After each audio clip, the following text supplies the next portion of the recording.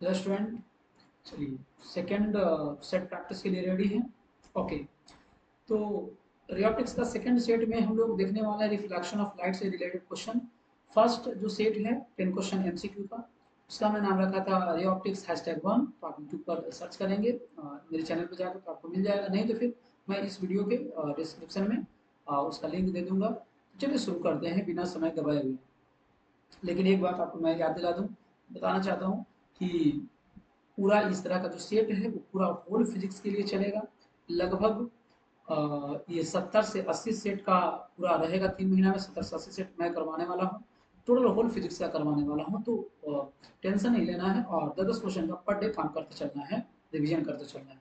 ठीक है, तो शुरू करते हैं।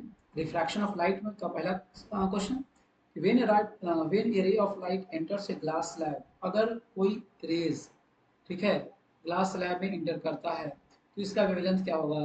तो भाई जब कोई भी ग्लास स्लैब में जब रे ऑफ लाइट वैक्यूम से या एयर से निकलकर ग्लास स्लैब में इंटर करता है तो हम लोग जानते हैं कि पाथ से डेविएट हो जाता है और इसका स्पीड डाउन कर जाता है।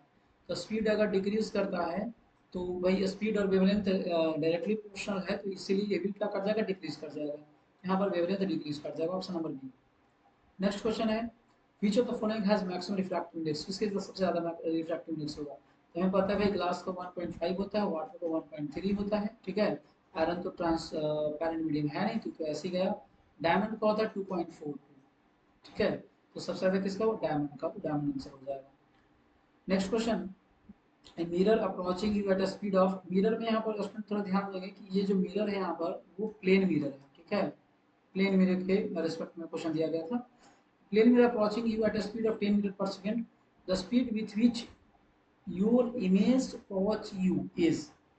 तो देखो यहाँ रिलेशन है एक, speed of mirror is equal to speed of image plus speed of object upon 2। तो यहाँ पर मिरर का स्पीड जो है कितना दे रखा है, 10। इमेज का स्पीड पूछ रहा है कितना का स्पीड से आपके पास आते हुए दिखाई देगा।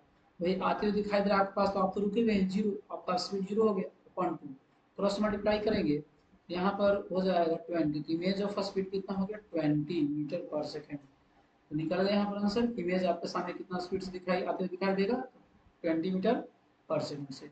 तो अब आगे बढ़ते हैं हम लोग नेक्स्ट क्वेश्चन की तरफ, ठीक है। Question number 4, A ray of red light pass through a rectangular glass slab, flowing rates change, क्या क्या चेंज करता है।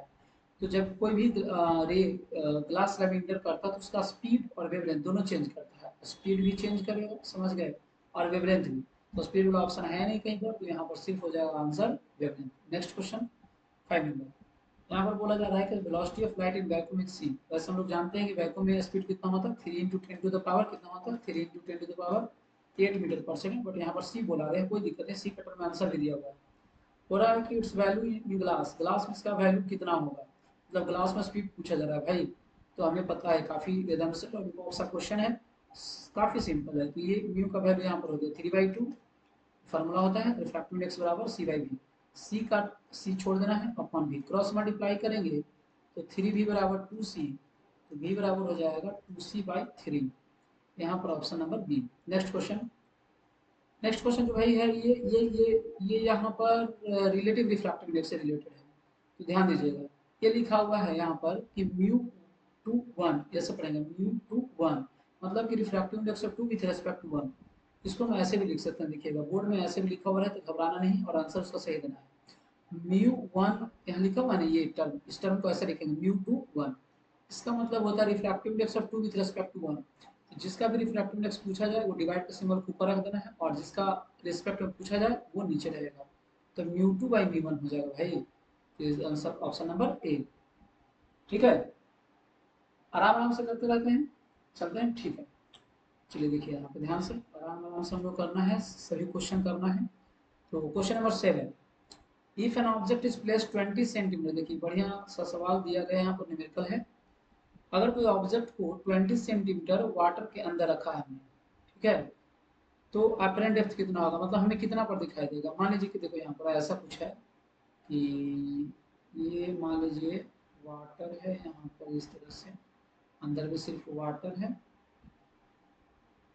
ठीक है, यहाँ पर वाटर है, वाटर के अंदर में कोई यहाँ पर ऑब्जेक्ट को रखा गया है। यहाँ पर आपने देखा होगा प्रैक्टिकली से रिफ्रैक्शन का एक फेनोमेना है ये कि शिफ्टेड दिखाई देता है रिफ्रैक्शन की वजह से।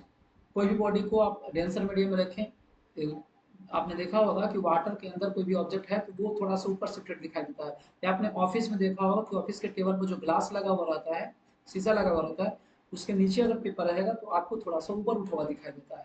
ये रिफ्रैक्शन की वजह से होता है यहाँ पर। लेकिन यहाँ पर तो न्यूमेरिकल है, सिर्फ पूछ नहीं रहा कि कौन सा वजह से हो रहा है। अगर ऐसा वजह पूछता तो हम डिफ्रैक्शन बोलते, डिफ्रैक्शन ऑफ लाइट। बट यहाँ पर क्वेश्चन पूछ रहा है कि इसका जो रियल डेप्थ है किसी भी ऑब्जेक्ट का वो है 20 सेंटीमीटर। तो रियल डेप्थ को हम लोग डी मानते हैं और ये ऊपर की तरफ उठा हुआ हमें दिखाई देगा। मान लीजिए कि हमारा ये आई है, यहाँ से हम देख रहे हैं, ठीक है, तो आपको यहाँ पर दिखाई देगा। तो अपेरेंट डेप्थ को हम मान लेते हैं डी डैश, जहाँ से देखते हैं उसको म्यू1 और जिसमें देख रहे हैं उसको म्यू2। तो रिलेशन एक होता है भाई यहाँ पर म्यू2 बाई म्यू1, ये बराबर होता है डी बाई डी डैश का, मतलब कि real depth by apparent depth is equal to म्यू2 बाई म्यू1। चलिए सबका वैल्यू हम रखते हैं। तो डी का वैल्यू यहाँ पर दिया गया है 20 बटा D dash is equal to refractive index of water है म्यू2 कितना 4/3 अपॉन 1, सॉरी अपॉन 1। तो यहाँ पर क्रॉस मल्टीप्लाई करेंगे तो हो जाएगा आपका 3 × 20, ठीक है, इज इक्वल टू हो जाएगा यहाँ पर 4 × डी डैश, ठीक है। तो डी डैश बराबर कितना हो जाएगा 60/4। आपका आंसर आ जाएगा यहाँ पर 15। तो 15 सेंटीमीटर पर हमें वो ऑब्जेक्ट दिखाई देगा। अगर भाई क्वेश्चन में अगर पूछा जाता ना कि कितना शिफ्ट हुआ तो शिफ्ट हमें 5 सेंटीमीटर देना होता, क्योंकि भाई दिख रहा है हमें कितना पे 15 पे, है एक्चुअल में कितना 20 पे, ठीक है, तो 5 हो जाता। आगे बढ़ते हैं। Question number 8, what is the refractive index of glass with respect to water. Glass के रिस्पेक्ट में वाटर का रिफ्रैक्टिव इंडेक्स क्या होगा। तो ये भी रिलेटिव का है भाई। ग्लास का रिफ्रैक्टिव इंडेक्स पूछ रहा है वाटर के रिस्पेक्ट में, तो mu G by mu W. Mu G यहाँ दिया हुआ है 3/2 और म्यू डब्ल्यू है 4/3। ऊपर जाएगा तो 3 3 जा 9, 9/8 कितना हो जाएगा, पहला ऑप्शन 9/8। नेक्स्ट क्वेश्चन ध्यान देंगे। नेक्स्ट क्वेश्चन है when incident light falls normally on the interface separating media of air and water. देखो भाई यहाँ पर काफी सिंपल सा क्वेश्चन है।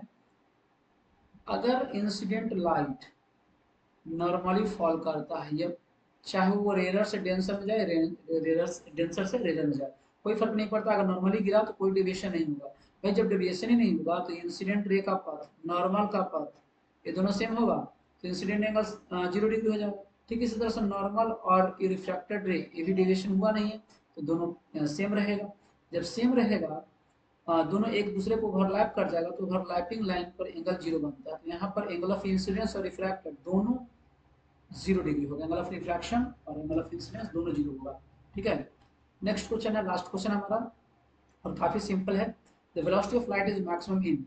देखो भाई जनरली हम लोग पढ़ते क्या है कि एयर और वैक्यूम दोनों में सेम स्पीड होता है, लेकिन होता क्या है कि वैक्यूम में हम लोग जानते हैं कि वैक्यूम एयर दोनों में बहुत ज्यादा होता है, तो एयर में थोड़ा स्लाइटली कम होता है, समझ गए, हल्का सा कम होता है। बट कभी कभी हम लोग बोलते हैं, जनरली बोल देते हैं कि दोनों बराबर होता है, बट कम होता है, एयर में थोड़ा कम होता है।